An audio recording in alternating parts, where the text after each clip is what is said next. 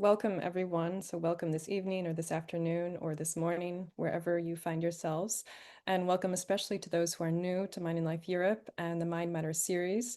We're so glad that you're here, and we're glad that you found us for this particular event, which is an exceptional event for us this year.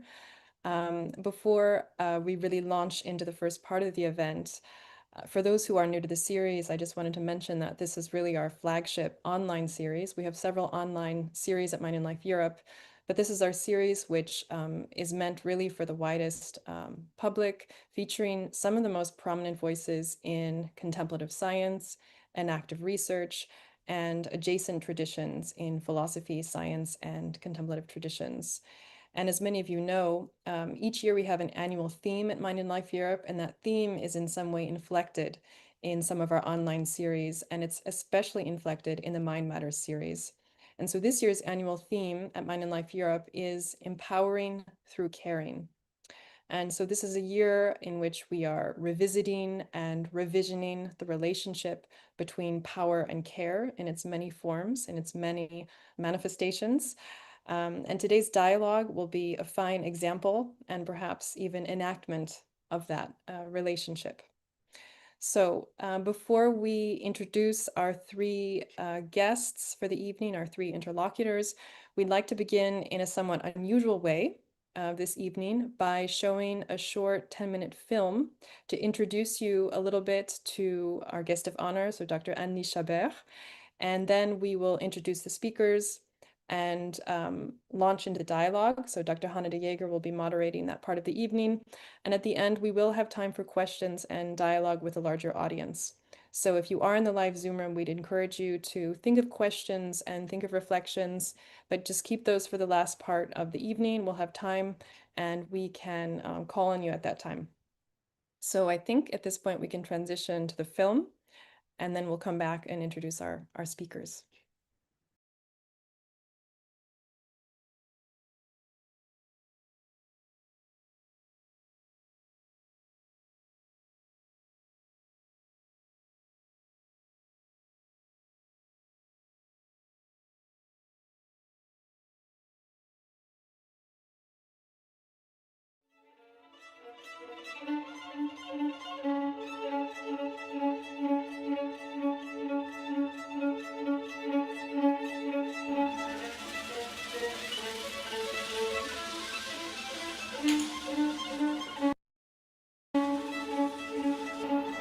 Je suis étudiante en psycho, je suis tombée sur l'annonce d'Anne-Lyse et ben on s'est assez vite entendu.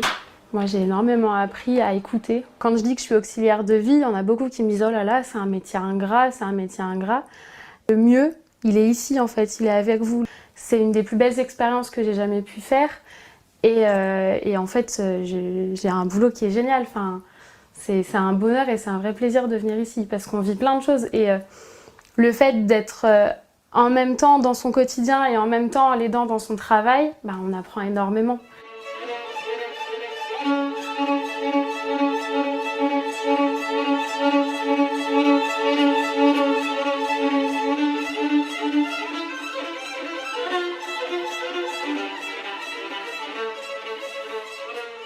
C'est un vrai ballet, enfin, c'est le lac des cygnes, quoi.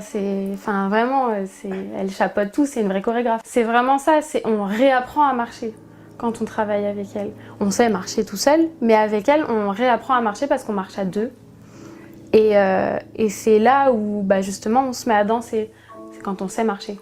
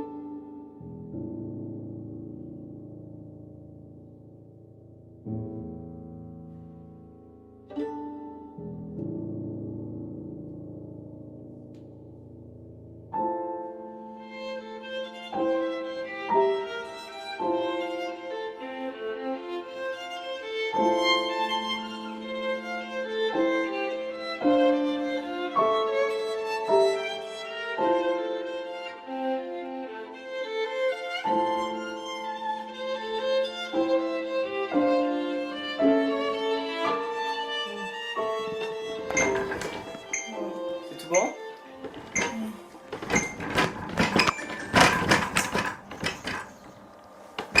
Et voilà. Prête à travailler.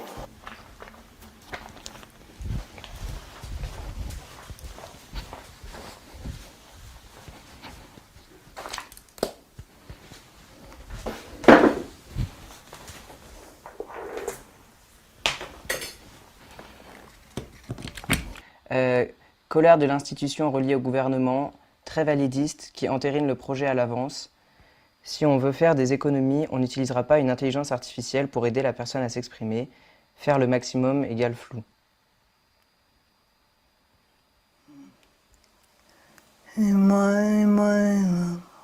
Au-dessus? Ok. Les questions ou juste les mots-clés? Ok. Ok. Des voix s'élèvent pour dénoncer les risques que comporte la proposition de loi relative à la fin de vie pour les personnes handicapées. Nous craignons que les personnes minorisées, précaires, éloignées du soin, soient les premières à demander l'aide médicale à mourir. Écrit par exemple Mathilde Fuchs, du collectif handiféministe Les Dévalideuses. Que disent ces craintes de la place des personnes handicapées dans notre société? Comme mot-clé, tu as validisme, création d'une dynamique de dévalement, motif économique, logique de demander la mort.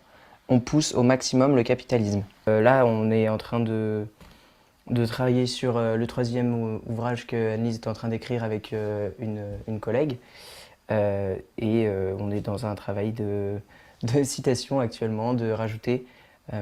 Généralement, à chaque fois que je viens avec Anne-Lyse, elle a souvent déjà fait le plus gros du travail avec Timothée, je pense.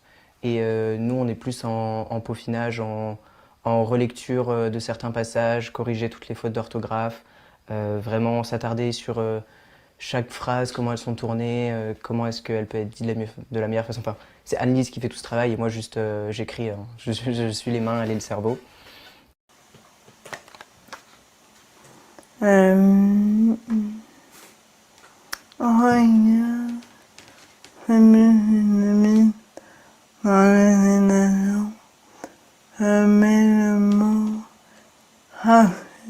Raffut.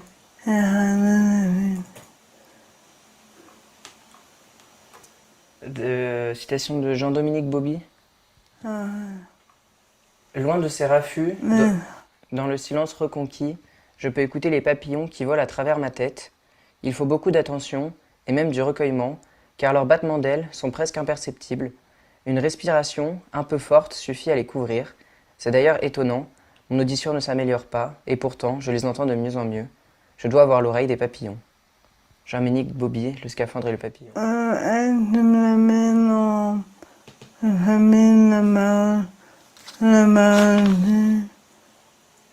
Juste pouvoir parler de philosophie avec une personne qui est philosophe, c'est intéressant, surtout quand elle prend tant de plaisir à le partager. Moi, mon professeur de philosophie en terminale, il n'était pas excellent. Et pouvoir échanger avec Anne-Lyse qui prend tant de plaisir à partager et à expliquer, c'est vraiment enrichissant.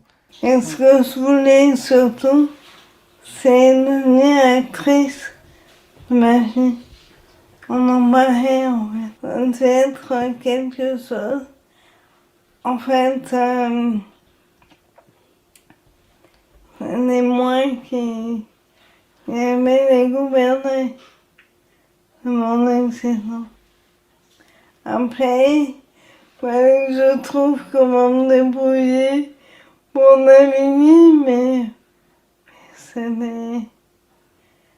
ça l'idée. On apprend énormément, autant sur l'humain, autant que dans toutes les ressources littéraires qu'elle peut nous faire lire, nous on apprend autant quoi. Et le fait que ce soit elle qui chapeaute tout, et qu'on ait des groupes où on est tous ensemble, on se croise, on se transmet des infos et tout. En fait, on a vraiment même des liens au sein même de l'équipe.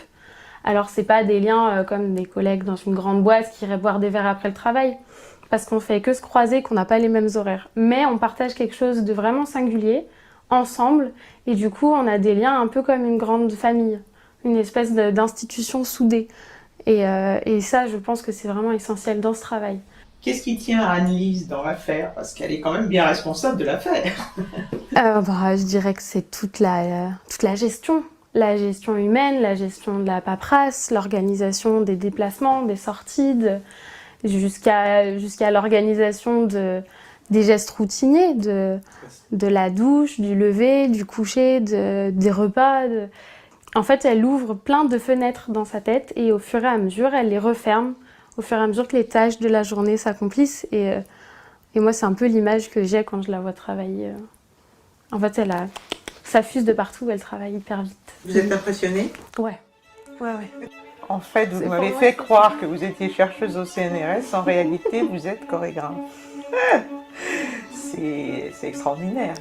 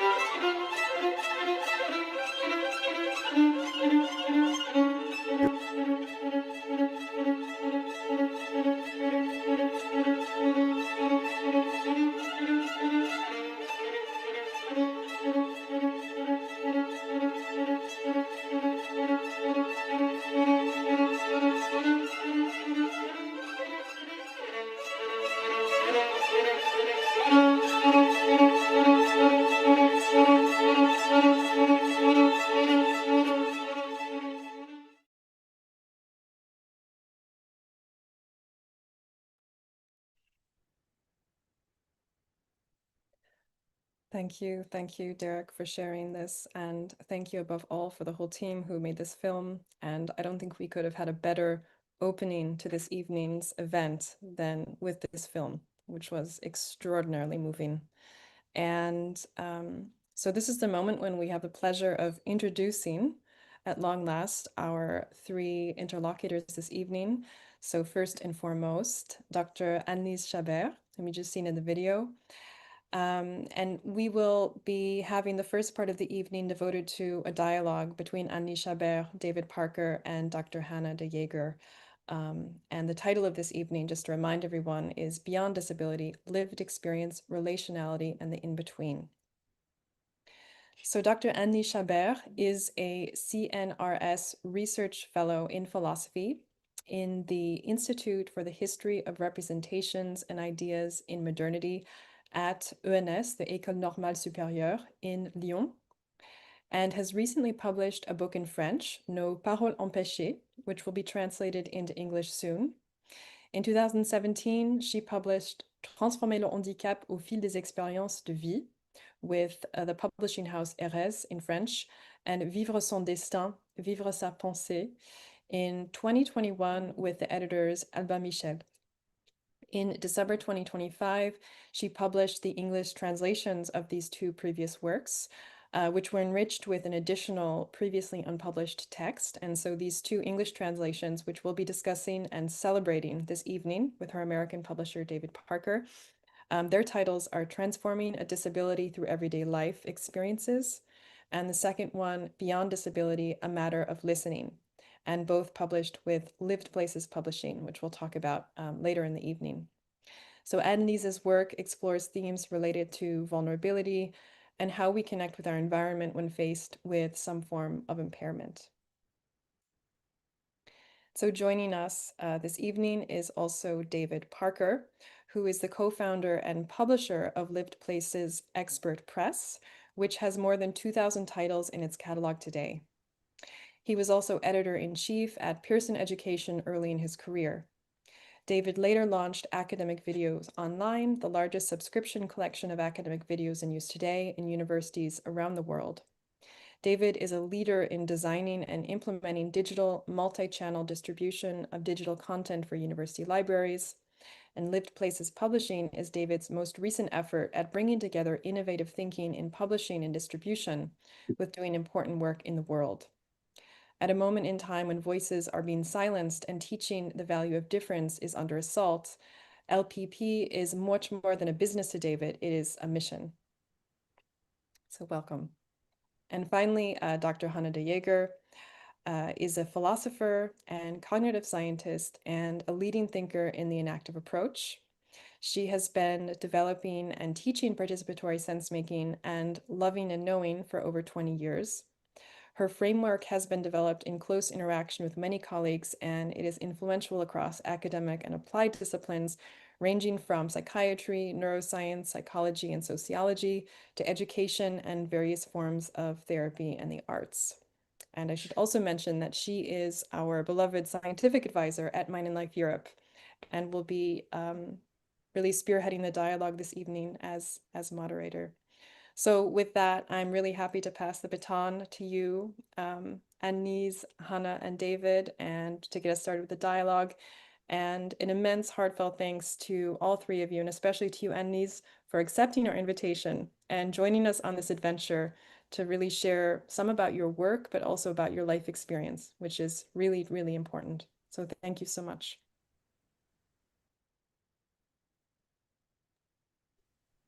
Thank you, Johanna, for the introductions. And thank you so much, Anne-Lyse and David, for being here tonight.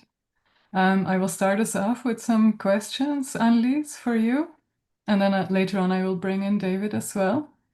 So Anne-Lyse, one of the central and important threads that runs through your life and through your writing is about the lived experience of dependence and interdependence throughout your life, and how this experience has evolved over the years.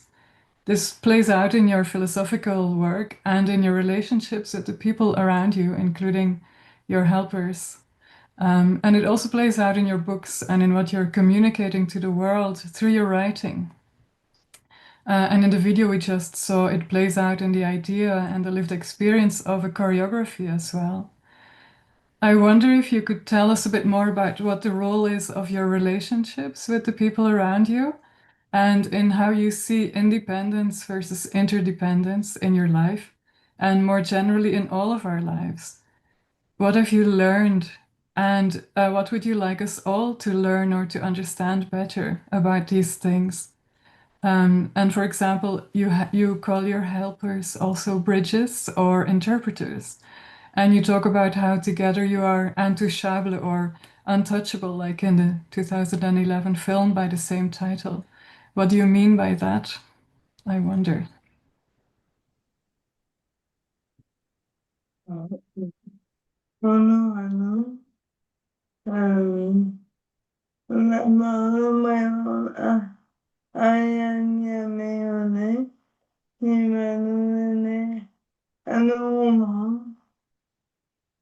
So hi to everyone.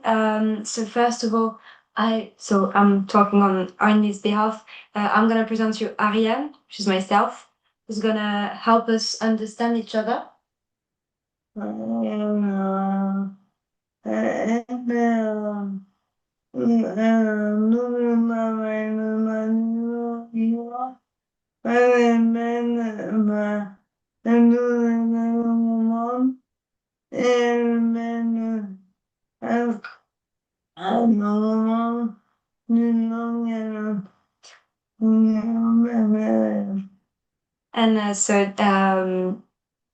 I will be helping tonight, and I'm doing a double translation work because I'm translating what Anne-Lyse says in French and then in English for you, and then also translating what you say in English to Anne-Lyse in French. So she thanks me for what I'm doing.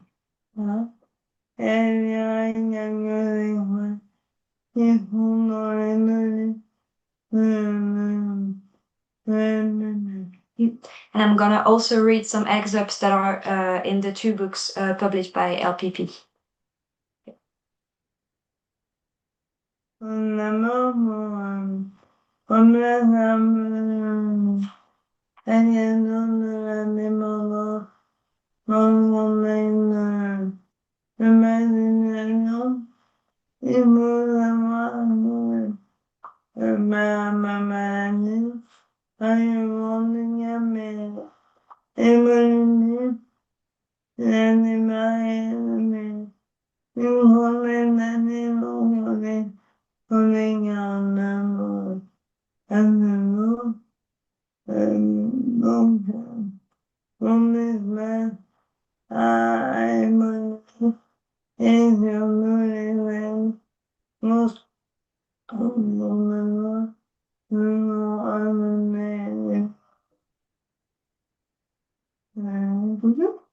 So to first start with the question of dependence and to replace it in its context.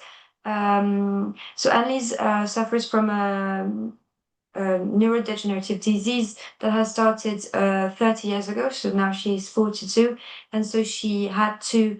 Her environment has really evolved over the years, and especially the help the caretakers around her have multiplied throughout the years.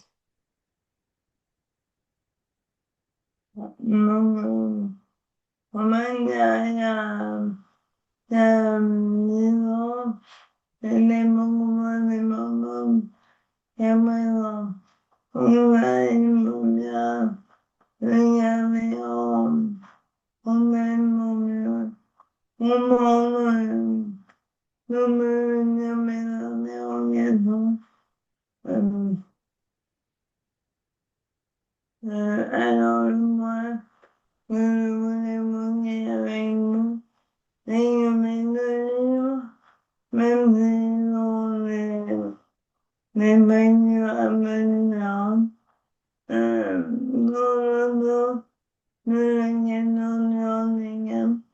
non, c'est vraiment le matériel,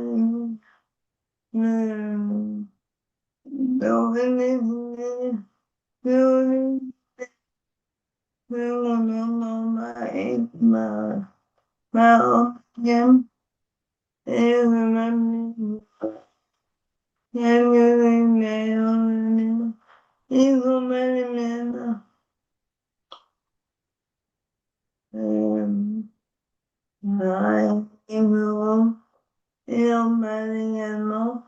Alors, après, il m'a mené ma maman m'a emmené, mais on a ouvert le monde, l'univers.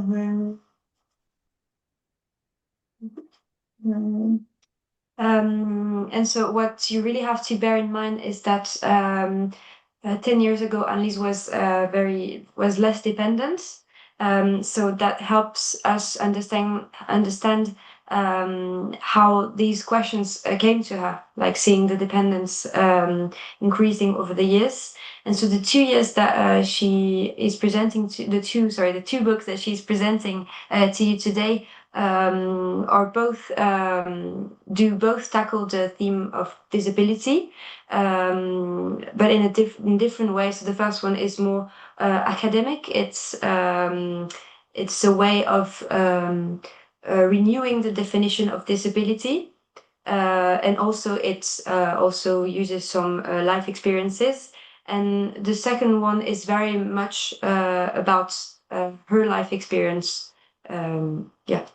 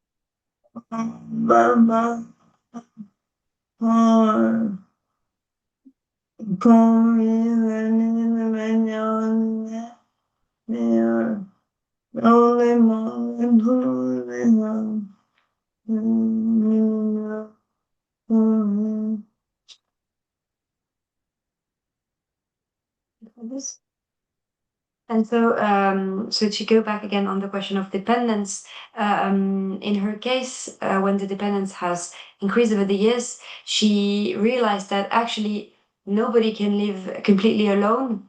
And so even for people who live a more let's call it ordinary life, everyone depends on someone, even without a disability.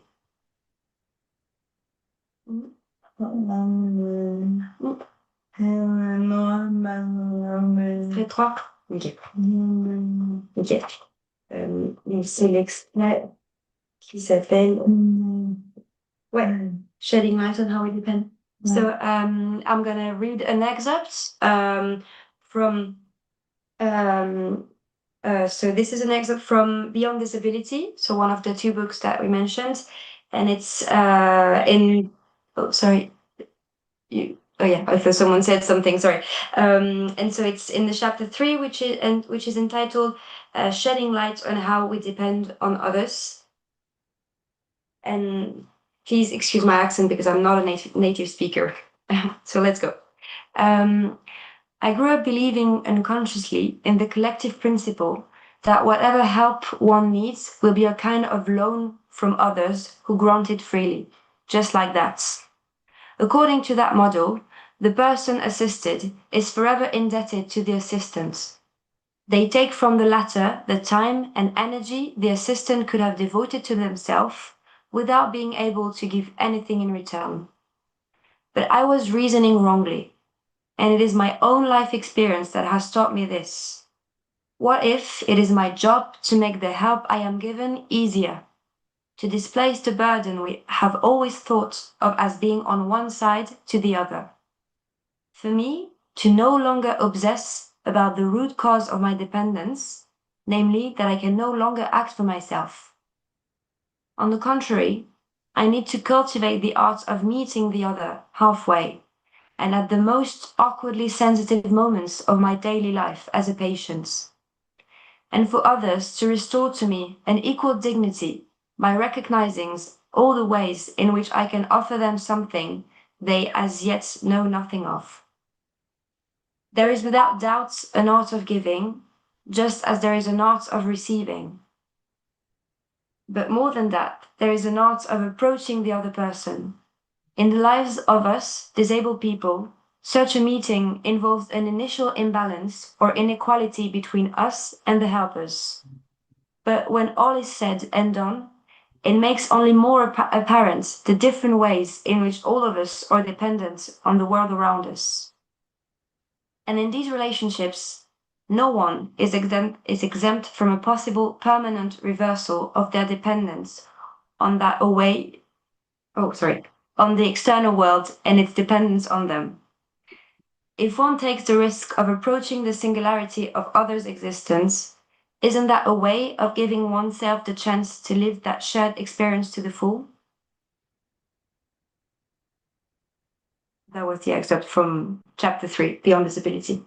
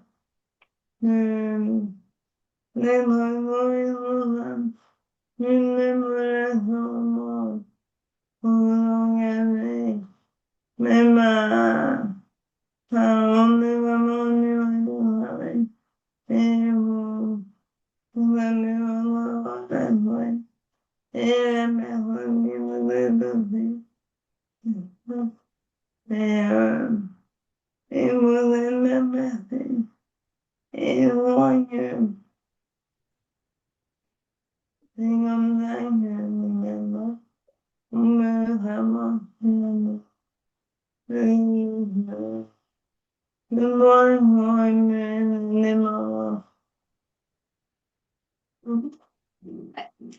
And so yeah, so the what Anne-Lyse draws from that is that she really had this I don't want to call it a revelation, but kind of because she was seeing all these people adding to her daily life, so the people taking care of her, and she really had to change the way she was seeing things. Because as it is said in the excerpt, society tells us that the more dependent you are, the more of a burden you are.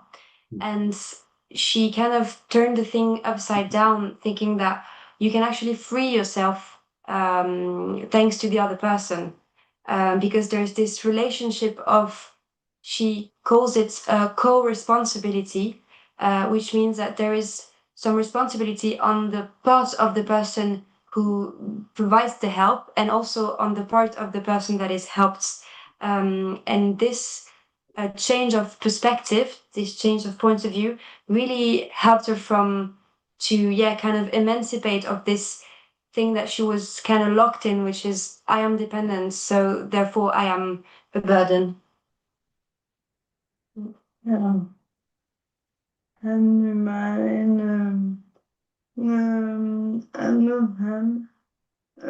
Love him. They are living and you, man. Then I know yung mamamay nene manyamo unumilane mahon unumilane memorable Honda joy levanduva no maneamo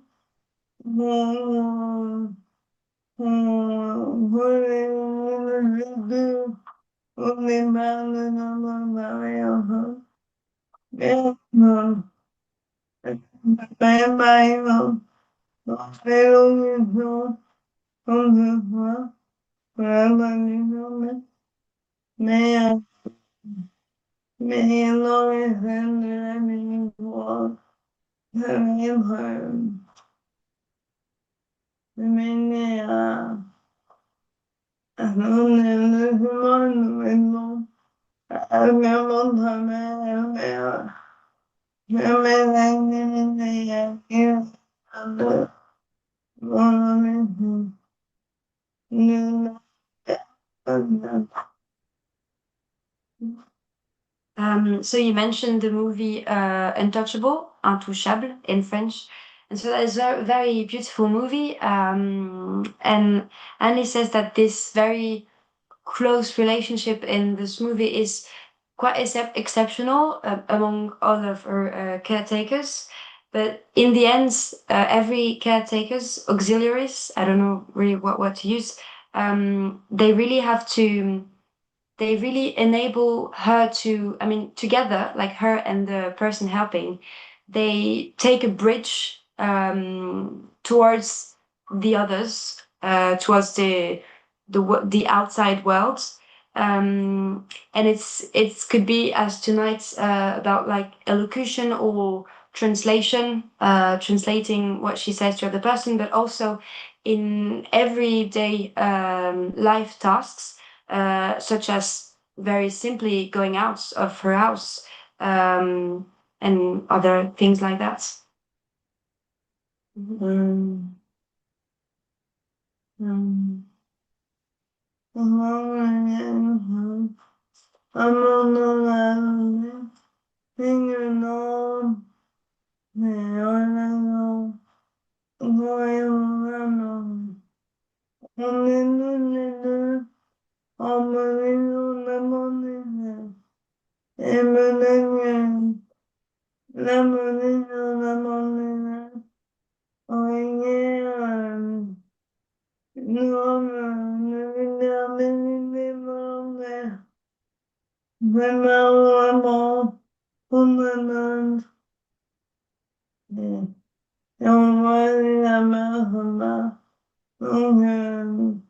Pour moi, il y a quelque chose d'extraordinaire.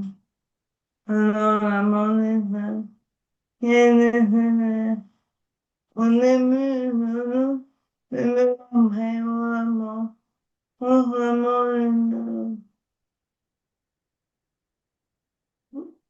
And so, yeah, a very important point, a key point in this reflection is that in these relationships where you're co-responsible of one another, you both of the people in this relationship are in the position of an apprentice.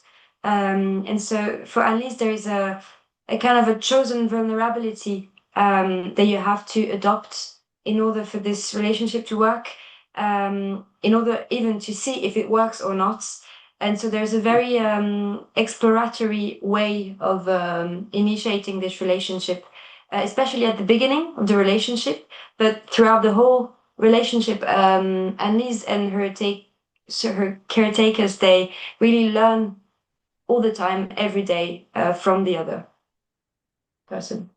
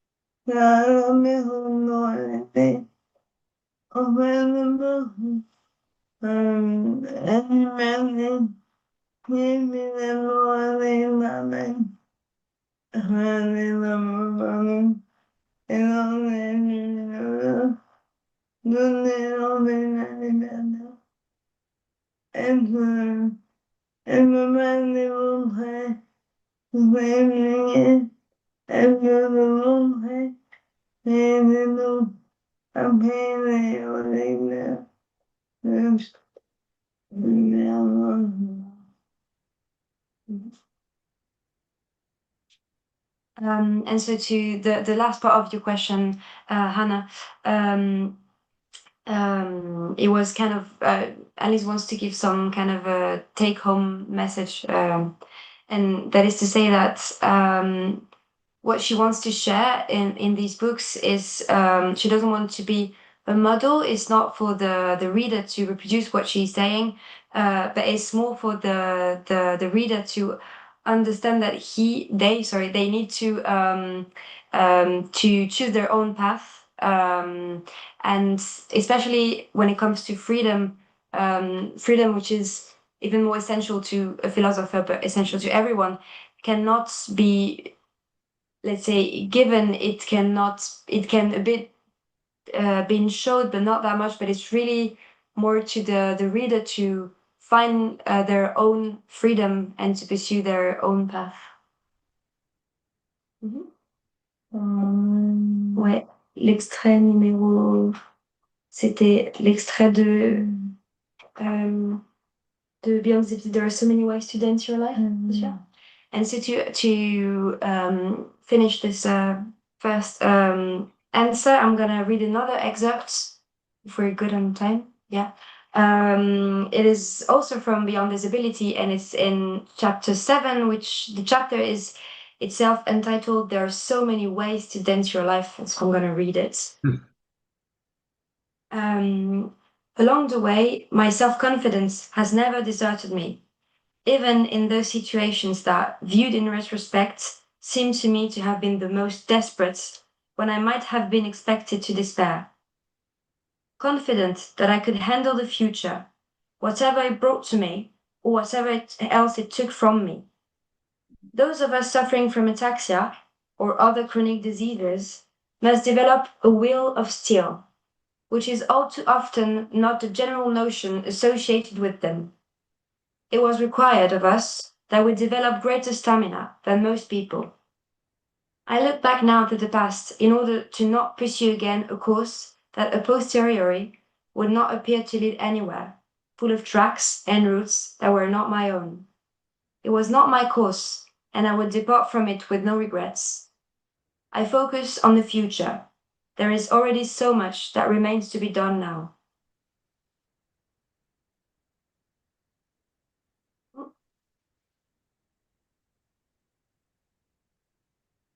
Je dis que c'est bon.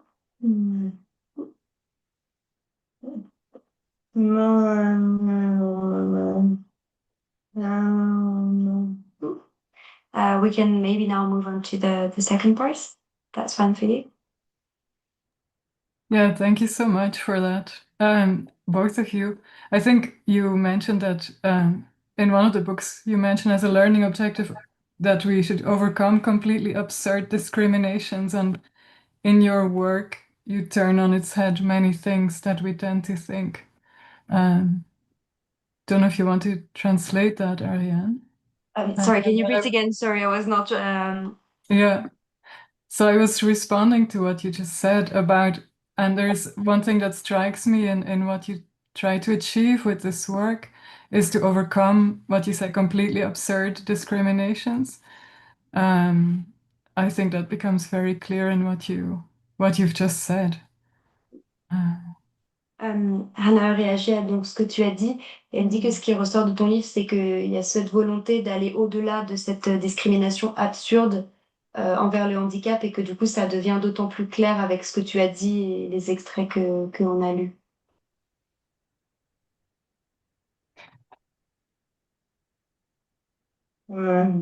Merci. Thank you. Okay. Yeah, I also. Do you want to say something more? Yeah. Tu veux dire quelque chose d'autre? Ouais.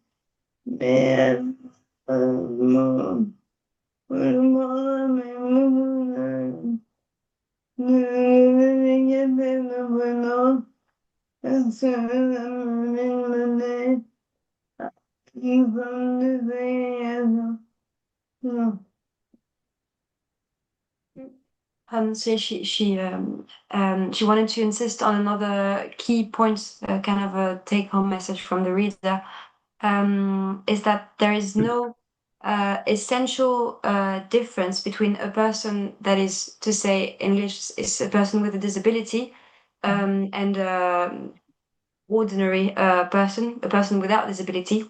And so Anne-Lyse says that everyone is like particular, and the thing that we all share is especially this this very unique human singularity. So that's why there's no essential differences between a person with a disability and a person without a disability. And so drawing on this reflection, the word disability, which in French is handicap, I think you can also say handicap in English. I think there's different words, but we only have handicap in French. She tries to keep it at a distance since the beginning of her thesis, because for her it has not a really meaningful. It does have a really thoughtful meaning. Let's say so. Because the risk within this word is to create a discrepancy between people, to separate people from one another. And so this word has really to be used with a great delicacy.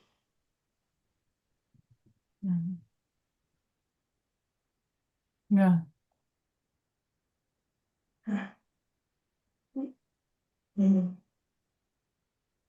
Alors, on m'a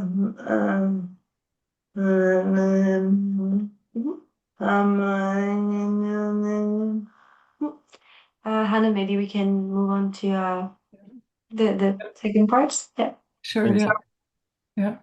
I wonder if, for the interest of time, we could combine the second and the third question and bring in David as well, so that we also have time for questions from the audience. Maybe we go to bringing in David, and then I will ask the question, but just to make sure with you, if that's fine, to move to the third question. Hanne propose de combiner la deuxième et la troisième question parce qu'on va être un peu juste en temps et du coup d'introduire David en même temps si c'est OK pour toi. Yes, I think that's fine. Yeah, David, to bring you in as well. So this role of dependence and interdependence also plays out in your work on publishing these books in English and your publishing house, David, Lived Places Publishing. And so I was wondering if both of you, the three of you, could talk about, or both of you, Anne-Lyse and David, could talk about the relation between you in translating this work and how you found each other's work and what Anne-Lyse's work means to you as well, David. So yeah, I would like to invite you to speak about the work of publishing these books together. Can I first translate? So, Yeah, sure. Du coup, elle propose du coup de parler donc à David et à toi du coup la relation qu'il y a entre nous, entre vous, pardon, la relation d'édition et donc toutes ces choses autour de la publication. Donc David est aussi invité à répondre à la question. Ok.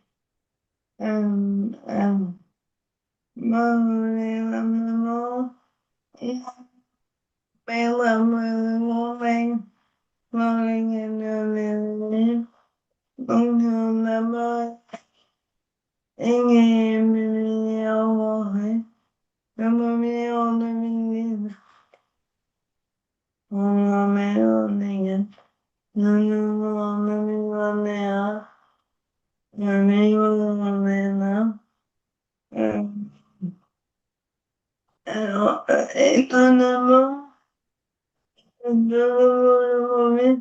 est venu de nommer en fait. Il est mis à nom, on arrive à trouver à trouver quelqu'un pour venir mais c'est la minute. Je laisse mon amour. Ouais. Et on a longtemps faire la gueule de notre race. Seigneur, notre pour la petite histoire, pour montrer aussi les nombreuses maladies qui ont participé à ce travail qui est au final un travail collectif. Les parents, quand elle a commencé en 2018, il y en a qui est la mère d'une amie, et qui est née il y a 3 ans, qui est décédée il y a 3 ans. Il m'a fait l'amitié de traduire le premier roman et de là, à partir de là, on s'est donné en 2019, j'ai commencé à faire des études dans le monde anglophone et tout le monde me dit que ça correspondait pas exactement à l'immobilier. Donc, voilà. J'ai repris mes recherches à partir du moment où le second ouvrage a été également traduit. Madame Eleanor, jamais tellement, et son ami à elle, Peter Gimlin, ils les ont passés tous les deux, et ils ont présents souvent, et ils m'ont fait un beau cadeau, et c'était vraiment pendant l'inscription du travail de Eleanor qui était fait d'abord. Donc voilà, on a eu l'accord de David, on travaille de manière entre les menus le bébé et notre équipe à nous. Il m'a pas tellement long que je croyais qu'il y aurait plus de femmes. Et bien sûr, ça n'a mis on est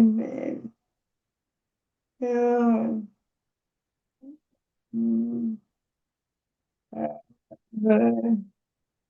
je fais la barre. So I'm gonna, so yeah, Annelise wanted to first put some context on the publication of the two books because, yeah, so as you mentioned in the beginning of the introduction, so they were written and published in French. So in French, it's Vivre son destin, vivre sa pensée, and Transformer le handicap. And they were actually translated not long after with some other caretakers, auxiliaries. But she really struggled to publish them in English. So she really wanted to thank you, David, for accepting to publish the books. And so she was very happy that the books were accepted and published. And she also wanted to shed light on the people that helped leading this project and making this project come true because it was really a collective work. So it started in 2018 when Eleanor, who was a great friend of Anne-Lyse, translated the first book actually in 2018. She's now deceased, and so the second book was translated in 2019 by a friend of hers who is called Jane Brooks and her friend Peter Grimstitch, who are there today. So Annie's wanted to thank them. And so yeah, she really had a lot of editors saying no, that the books didn't fit in their catalog. And so when her and her team had the how to say had the yes from David saying that LPP would publish the books, it was a long work of coming of back and forth between her and her team and the LPP and LPP. And so it's really seemed that it would never end to Annelise, but in the end it ended, and she's really grateful for that, and she really thanks you, David, and so she's happy to invite you to talk about about this as well. Yeah, I'm laughing because I can't tell you how many authors I've met in my life who've said to me, "Oh, when will this ever end?" in reference to the production process and getting the book published. And I always say, well, publishers have very, very long views, right? We have to, because it's just the nature of our work that we have to see an idea, and then we have to be there to nurture that idea along, and we have to involve other parties in making sure that idea is fully flourished and represented. And in the end, even with all those other voices weighing in, we have to make sure that the author sanctions it. So that is the long view. Should I pause because you may want to translate that back to Anne-Lyse, right, before I go further? Du coup, David, il revient sur ce long travail du coup d'édition et il sait que, enfin, la plupart des auteurs lui disent que c'est interminable et que ça ne terminera jamais et que ça fait partie en fait du processus de publication et qu'en fait il y a vraiment tous ces allers-retours qui sont nécessaires parce qu'il y a l'idée et puis le fait de la développer, même que l'auteur soit d'accord, etc. Non, mais même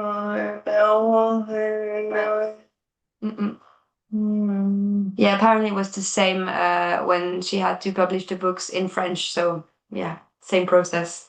Yeah, we're all the same, all publishers. But you know, I think the main point I wanted to make is that Live Places Publishing is an academic publishing effort that has a very specific focus on exploring human lived experience in the context of particular interdisciplinary themes and topics. And we use as a lens into lived experience, place and identity, thus lived places.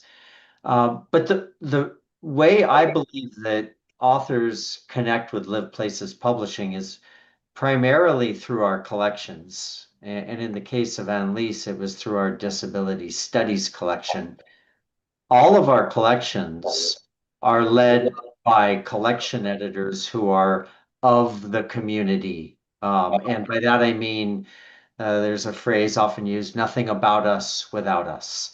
So the disability studies collection is led by a person who recognizes or represents that they have a disability. Our Black Studies collection is led by a Black person. Our queer and LGBT plus studies collection is led by somebody who identifies as queer and LGBT plus. They curate their collections. They craft a vision statement for what they want their collection to be. And we put that out into the world. And people like Anne-Lyse respond. So I'm always reluctant to take much credit. I think I provided, or we as a publisher provided scaffolding for our collection editors to put their visions into the world, and then the authors respond to that. My only role is to make sure that in the end, there's a curation around lived experience.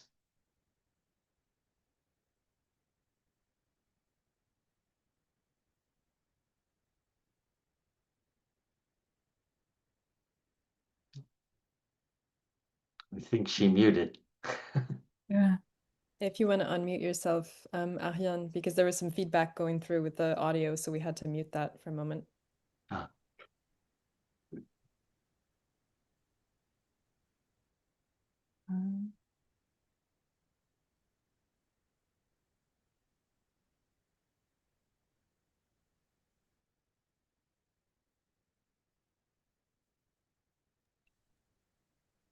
Okay. And feel free to unmute yourself whenever you need to, Ariane. It was just because there was audio feedback. Yeah, sure. Sorry. I can mute when someone else is talking. That makes more sense. Yeah, sure. Sorry. Est-ce que tu voulais ajouter quelque chose?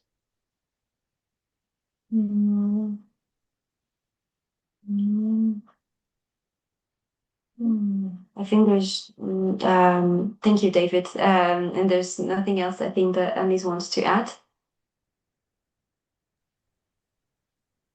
So at this point, I'm wondering whether we could go to the dialogue with the participants in the room. C'est cette idée d'aller vers la discussion avec les participants de la visio. Yep. Okay. Well, thank you for opening this space for us. And we have about 25 minutes. So I think the easiest way to do this would be if you do have a question or a reflection, or you'd like to engage with our speakers, if you could just raise your virtual hand, that helps us see you, puts you in the front of the room. And if you're able to unmute yourself, that would be great. If not, you can also just leave a comment or a question in the chat, and we will try to keep an eye on that. Although just knowing that it's easy for us if you have your hand raised, we can see you, and then we can call on you. But of course, if you're not able, that's fine to share in the chat as well.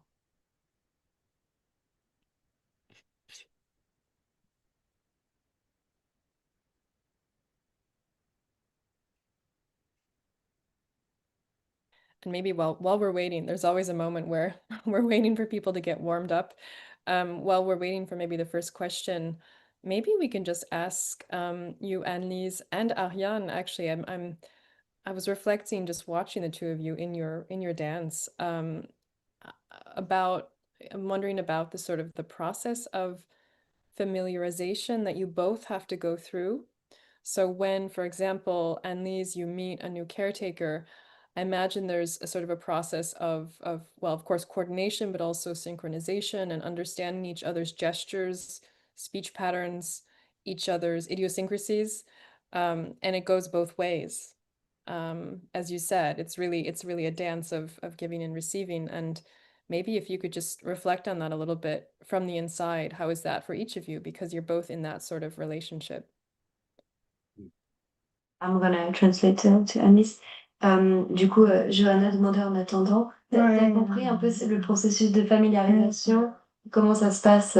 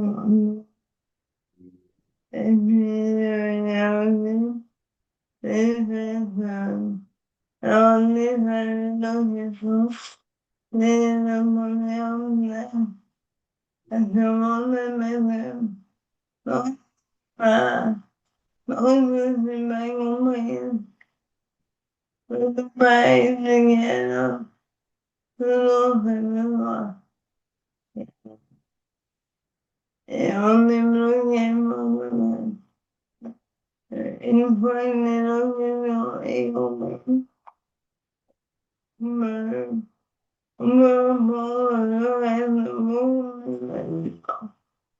personne est motivée comme moi. Donc, on va le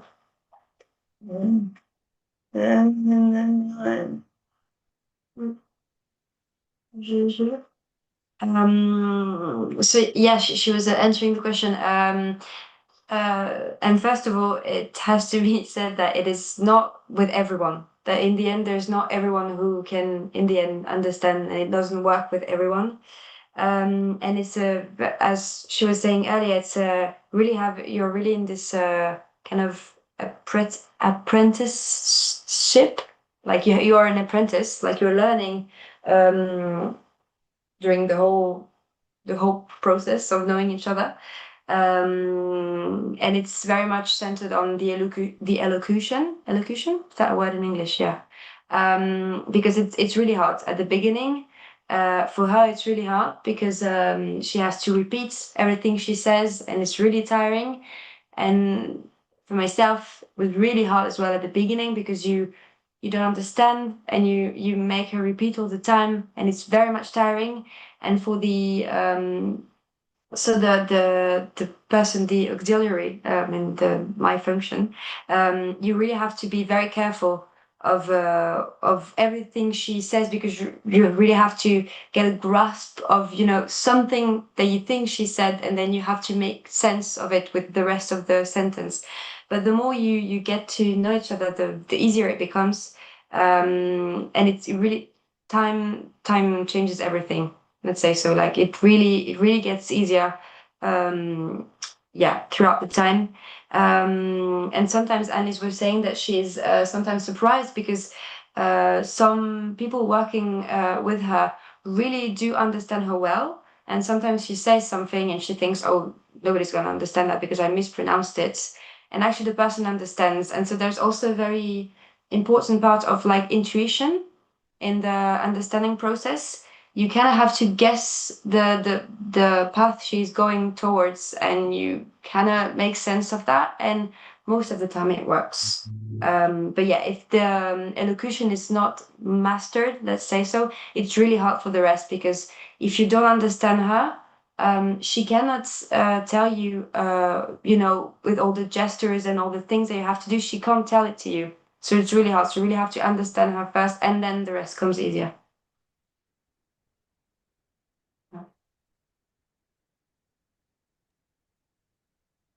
Well, it's extraordinary because also you're a real testament, Ariane, to just how fluid this relationship can become with time, and the sort of intimacy that's also developed between the two of you, knowing the micro gestures and micro speech acts. It's really stunning. Je disais que c'était assez impressionnant de l'extérieur, même de voir, par exemple, entre nous deux, la compréhension et du coup la forme d'intimité qu'il y a, même sur les micro-gestes, etc. Ouais. So I want to offer the floor to other people too. So please, I see a question from Laura Candiotto, if you'd like to unmute yourself. Yes, thank you very much. Thank you, everyone. This is really inspiring and nice to meet you, Anne-Lyse and David and Ariel as well. Well, I know Hanne, so I don't need to say that. So, I was thinking about, the concept and practice of beyond disability. And I would like to ask you if you can tell us something more about how you conceptualize this beyond, because I really like it, this idea of unique human singularity. And so I would like to ask you if this uniqueness is more like what can create this commonality, because each of us is unique, or if the emphasis is more on difference. And precisely the singularity, or if you see a dialectics between the two, because I know that there is some literature in disability studies in which they stress the need of understanding handicap as a mere difference, so something that doesn't count so much. And others are reacting to that and say, no, this is a radical difference. We need to but not, for creating separation, but this needed to be acknowledged and owned in some way. So I would like to understand your perspective. Are you more for like stressing difference or commonality when you say uniqueness and singularity? And thinking about this beyond. Thank you very much. Je te... Ouais, du coup, c'était à propos dans le titre Beyond Disability, donc plus loin que le handicap, pardon.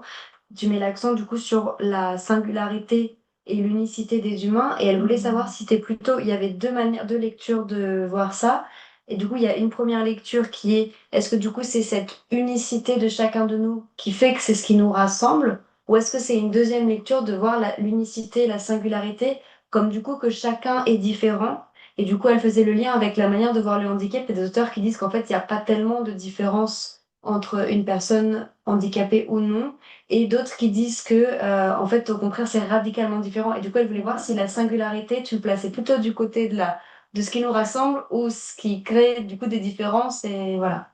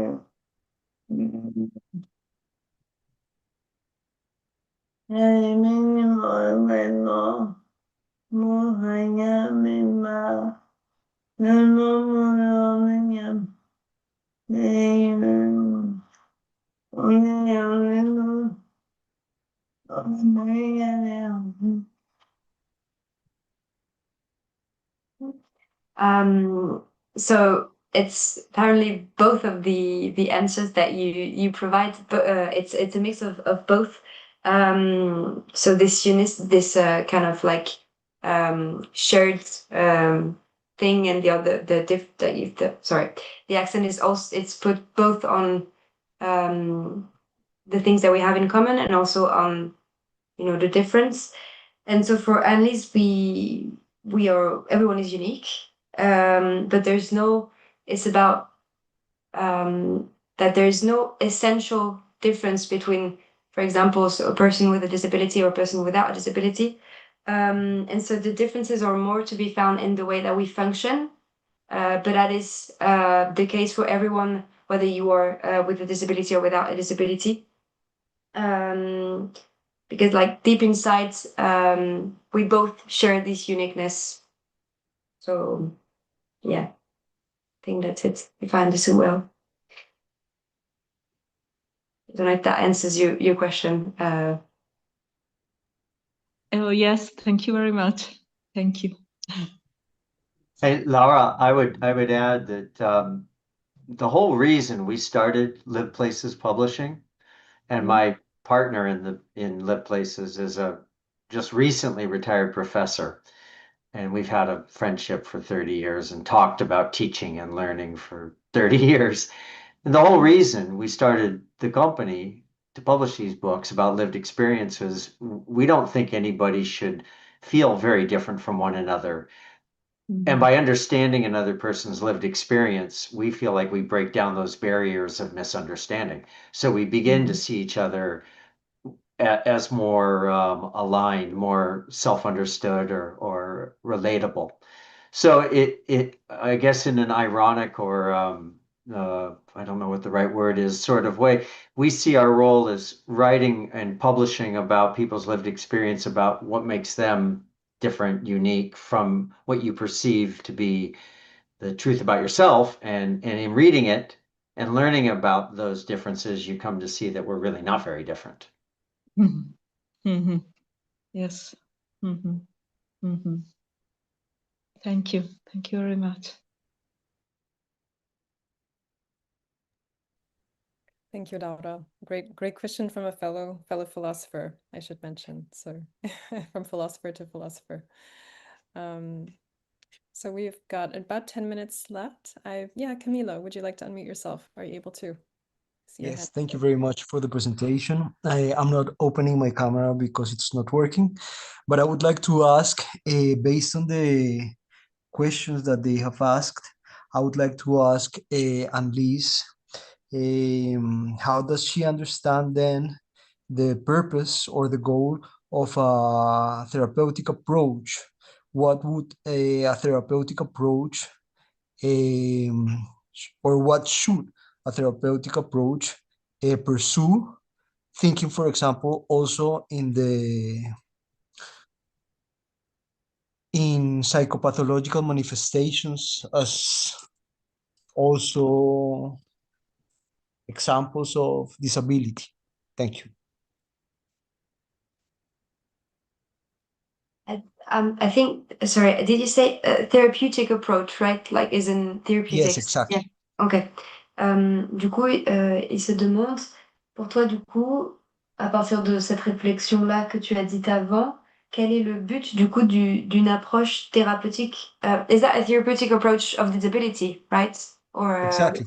yeah, ok. Quel est l'intérêt, le but d'une approche thérapeutique du handicap, notamment l'approche psychopathologique du handicap?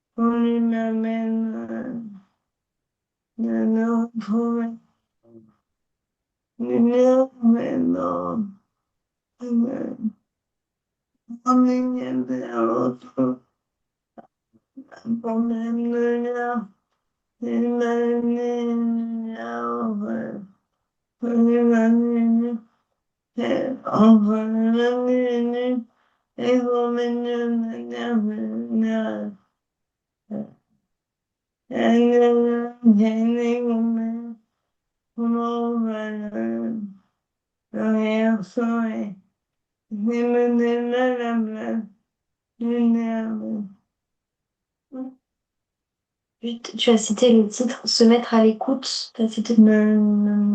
De Ok. De l'inaudible. Okay. So yeah, thanks for your question. So Anne-Lyse has actually worked a bit on this question of the role of the therapist. And so what she realized is that it's first of all the role of the therapist is a role of listening. The emphasis should really be on, first of all, to listen to the person that comes to see them, the person with a disability. And so she actually wrote a text on that, an article, which is, I'm trying to translate it from French. It's to listen to what is non-hearable, kind of.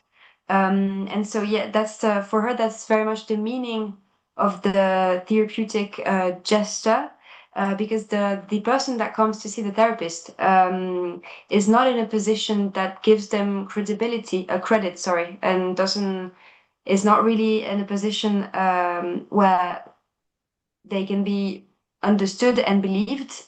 And so the role of the therapist is to give some value to what the person is saying. And second, so after this first part of really listening, it's finding solutions, but solutions in order for the person with a disability to gain back some bonds with their environment. Because Anne-Lyse was saying that a disability handicap is, first of all, a problem of the bonds that the individual shares with their environments. It's how to say that, it's a interrupted dialogue, and so that's where the sense and of the role of the therapist comes in, is really to how to renew this bond and how to renew this dialogue that has been interrupted. Okay, thank you very much. You're welcome.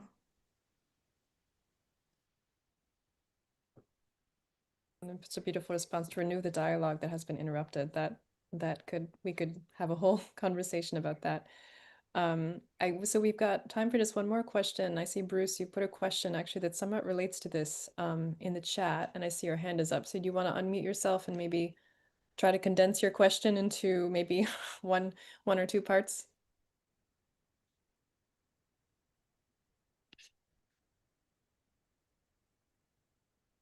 If you're there, Bruce, do you want to unmute yourself? We can also read out your question. Sorry, can you hear me now? Yeah, we can hear you. Can you hear me now? I have hit unmute. Okay, thank you very much. I have put the my point in the chat. If it's any assistance, translator there. I want to say thank you, Anne-Lyse, of course. Very early on, you made 2 points. It was based on a two-way flow of love, and that you had to. The second point, that you had to reach into yourself to find the self-acceptance, self-compassion, if you like, to reach out with love. I think this is very, very important as the basis of everything that you've done, because it points to our basic human shared lived experience of being, knowing, and loving in Vedanta, or God is love in me, in Western scene, re-emphasized in today's meeting and in all your work, that comes from that understanding is that if you want to co-create a change in the world, you need first to become that change. You need to accept it in yourself, internalize it, which you have clearly done, and then go on to co-create that in the world, which is done stepwise, starting with a smaller circle of auxiliaries and carers, and then spreading out through your publications, so that we are all in a new situation, or you might say an old situation, re-recognized that it's not disabilities, but different abilities that co-create. And the second lesson that I've seen re-emphasized in today's meeting is a very simple one that we can all apply in every aspect of our lives and our interrelationships. The greatest thing one will ever learn is just love and be loved in return. Thank you, Bruce. I think if the audio was coming in and out, so I think we can refer back to the chat to also pick up some of the lost pieces. So Ariane, let me know if there was anything that you want maybe reiterated or... Yeah, I'm trying to just maybe gonna look at the chat because that yeah, I'm gonna translate it. Just yeah. Donc c'est la question qui a été posée, qui a aussi été posée dans le chat. Je sais pas si tu vois, mais du coup, donc c'est Bruce qui a posé la question et qui dit que tu as dit deux choses au début, qui est que ta relation avec tes auxiliaires était basée sur un échange qui va dans les deux sens d'amour. Selon lui, et que tu as aussi dû trouver en toi l'acceptation personnelle pour ensuite après pouvoir aller vers l'autre. Et du coup, c'est deux points qui sont partagés dans l'expérience humaine, notamment dans pas mal de spiritualité et dans le rapport à Dieu. Et du coup, il en tire deux leçons qui ont été, pour lui, sur lesquelles tu as mis l'accent dans cette réunion. C'est que d'abord, on doit internaliser le changement en soi pour pouvoir co-créer dans le monde comme première étape, et qu'ensuite, la plus belle chose qu'on apprendra, que quelqu'un peut apprendre, c'est d'aimer et d'être aimé en retour. Et voilà. I don't know if there was an actual question, if it's just, or maybe, yeah. I think you captured it beautifully, actually, the translation, those Merci. two parts. So, Merci. yeah, if you want to respond. Est-ce que tu veux répondre à ça? Enfin, c'est pas vraiment une question.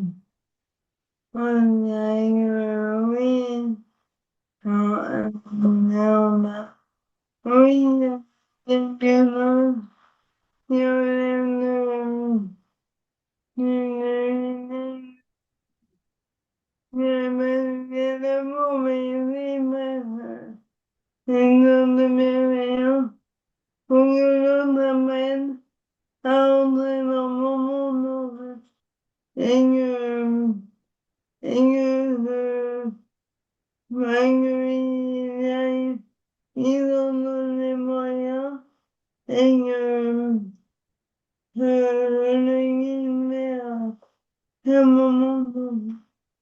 Et évidemment, avec beaucoup de mains, on va choisir finalement mon élément, on est avec ensemble. Sinon, ça ne va pas. Voilà. C'est vraiment c'était le fait de devoir, de devoir internaliser, enfin de trouver d'abord en soi la self-accept, le s'accepter pour ensuite oui.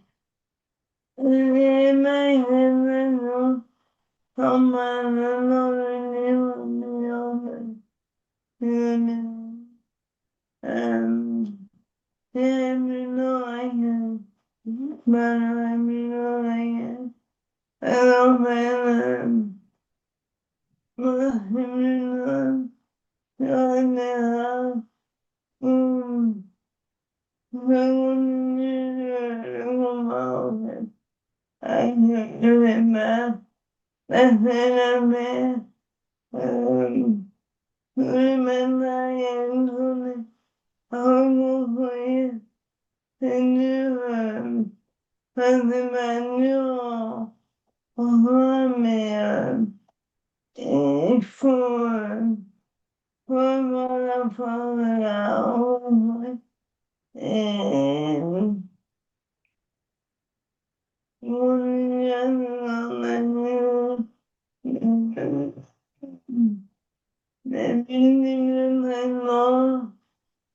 ce que ça met autour de moi. Moi, presque, c'est moi, ma fond. La manière, oui. Donc, c'est ma chanson, c'est ma identité. Avant lui, c'est ma super mélange. Et je l'ai c'est la manière dont nous tous continuer nos vies et de les continuer le mieux possible. Yeah, so translate what she said. So the first part of the question was about so this relationship that is based on love. And so for Annelise, it's not it. There's a part of love in it, but for her, it's not really love. It's more of compassion, I think, and I think bienveillance. I have I don't know if I think compassion works, but I think there's another word for that. Yeah. So it's more about the compassion that you have towards the other. And so the auxiliary, the caretaker, really also has to have this compassion in order to enter her world, and the auxiliary has to give themselves the means to enter this environment. And so at the beginning, there's really a sense of choosing each other mutually. Like there's a form of consent in the beginning of the relationship. And so the second part of the question was more about so reach into yourself to find a self-acceptance, to reach out afterwards.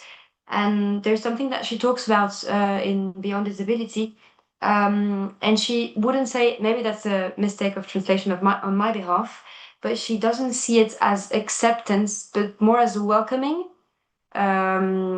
Because for her, it's not acceptance in the way that she still continues to fight. Like every morning, she tries to make sense of the day coming up. She tries to build the day, kind of, and she didn't accept.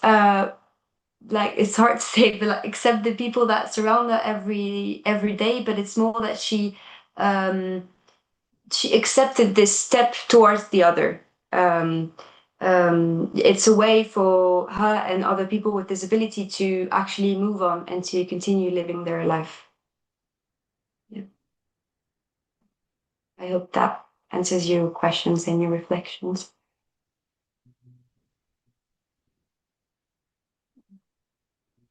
Thank you. Thank you so much. And please, Hannah, if you wanted to step in and say something. Yeah, I just think the way you formulated that, it not being about acceptance, but about welcoming and therefore making the next steps possible, really speaks to the theme that we're talking about care and empowerment, or power and care, like within care to be able to continue leading your life, right? That's, I think, the message that we get from you, which aligns very well with this theme.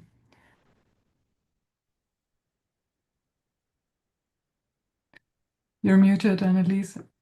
Anne-Ariane. Yeah, I'm just translating in French, so I thought it was, but I can unmute it. Et donc, elle disait que c'est très intéressant cette distinction que tu fais entre l'acceptation et l'accueil, et du coup que pour elle, ça fait vraiment sens en fait avec le thème en fait qui est du coup de empowering, de prendre, enfin de voilà, tu comprends, à travers le soin. Et du coup, c'est vraiment le soin devient plutôt une manière de vivre sa vie plutôt qu'une acceptation. Donc, toute cette notion d'accueil est très intéressante. Voilà.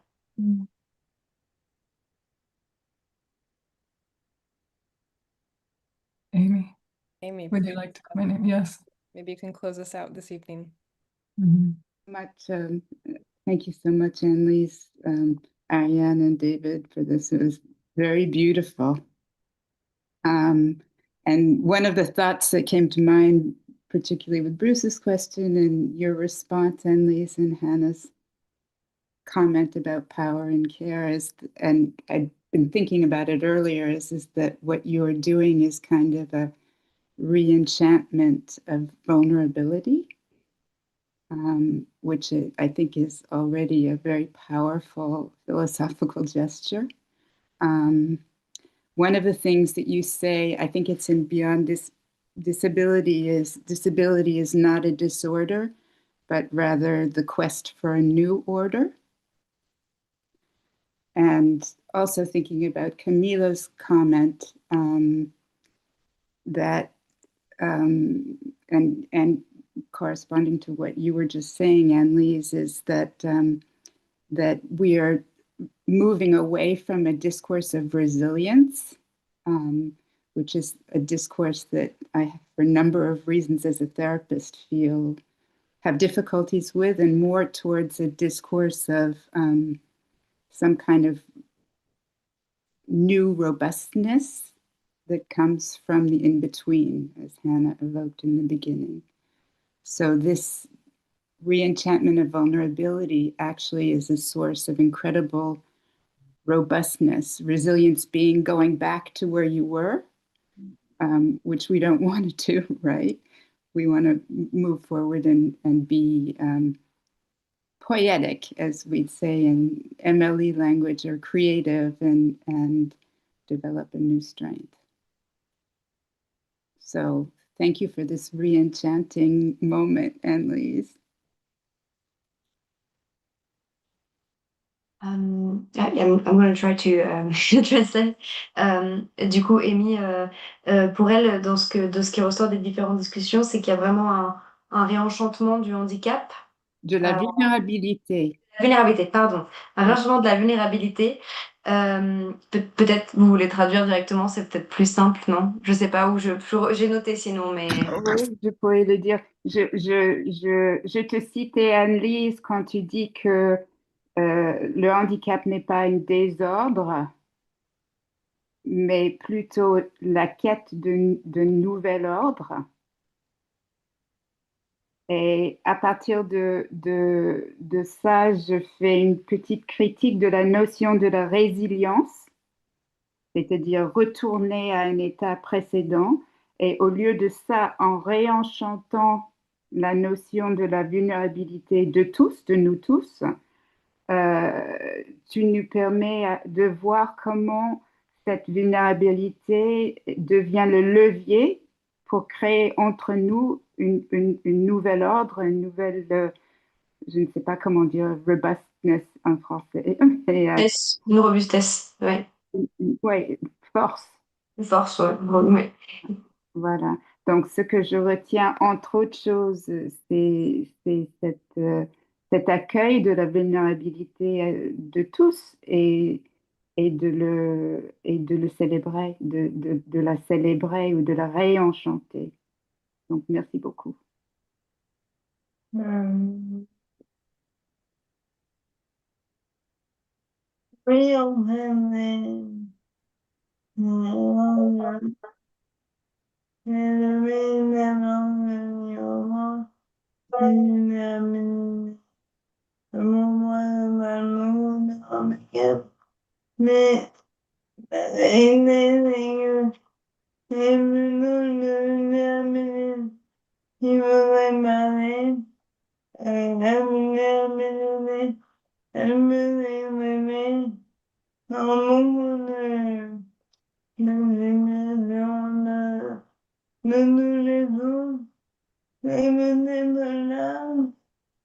ce moment, on est le plus malheureux et on est bien. En ce moment, il y a une partie de nous qui veut être blessée. Mais déjà, le sens vulnérable. Et quand on devient assez mauvais au monde, ben c'est là qu'on crée, on abandonne les manières détournées pour faire sa route. Et évidemment, and only over Mama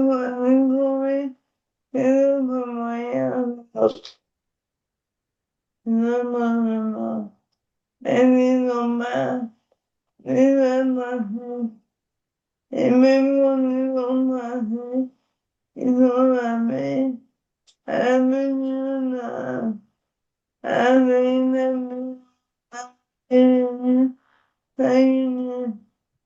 you know, I mean,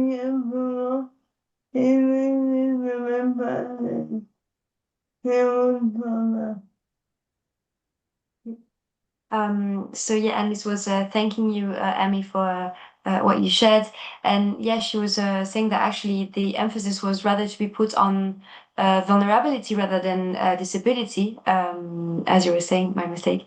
And there's actually a lot of situations where this vulnerability appears in everyday life experiences. And for Anne-Lyse, it's actually the moments where where one person is vulnerable, is also the moments where we are the most humans. You are more um, the more humanity comes from these moments, because part of ourselves can be there's a risk. Part of ourself is threatened, can be threatened, and can be not just threatened, but also sorry, I'm missing my words here. Can be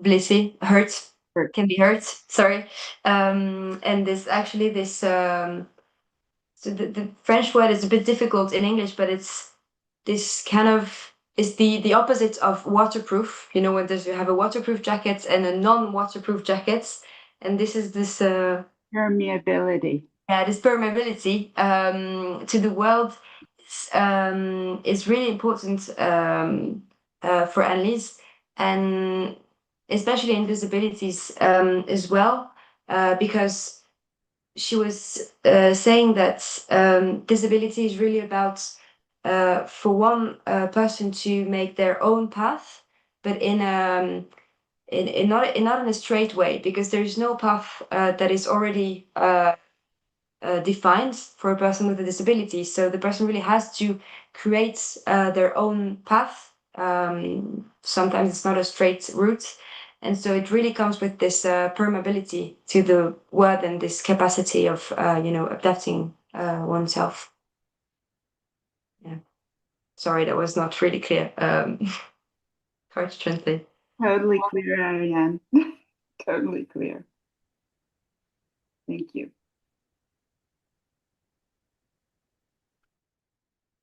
Thank you, Amy. I think that was probably the most beautiful way we could have summed up this evening. You've done the work, and I think we're going to have to close now because we've had a very long evening, longer than planned, but it has been really an honor and a pleasure for all of us at Mind in Life Europe. And so we'd like to extend once again a really heartfelt thanks to you, Anne-Lyse, first and foremost, and you, Ariane, as well, and your whole team of auxiliaries, without whom we would not have had this event.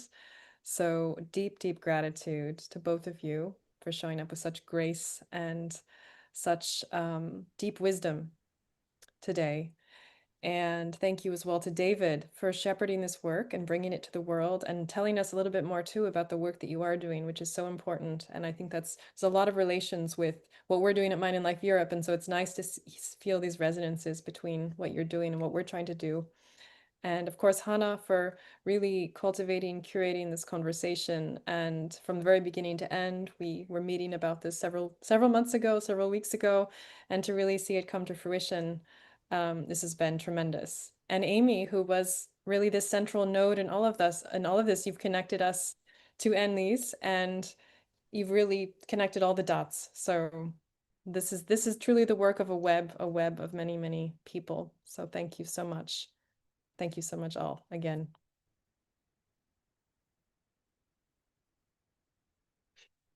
Merci Anne-Lyse et merci Ariane. And thanks to everyone too. David, Hannah, Johanna. Thank you. And we usually end with a couple of announcements at the end. If you can hang with us for just 15 more seconds. We just want to announce a couple of important upcoming events. And for those of you here tonight, you may be interested in knowing that our Power and Care conference, we're co-organizing a very large international conference in Barcelona at the end of May called Power and Care, Enactive Approaches and Critical Social Philosophy. So this conference is still open for general attendees. So if you'd like to apply, please take a look at our website. We'd love to have you with us.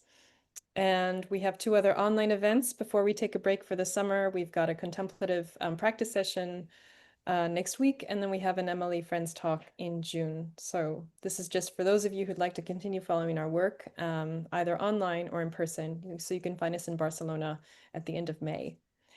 And with that, heartfelt thanks to everyone once again, and take care. Have a good evening or afternoon wherever you are, and we hope to cross paths again soon.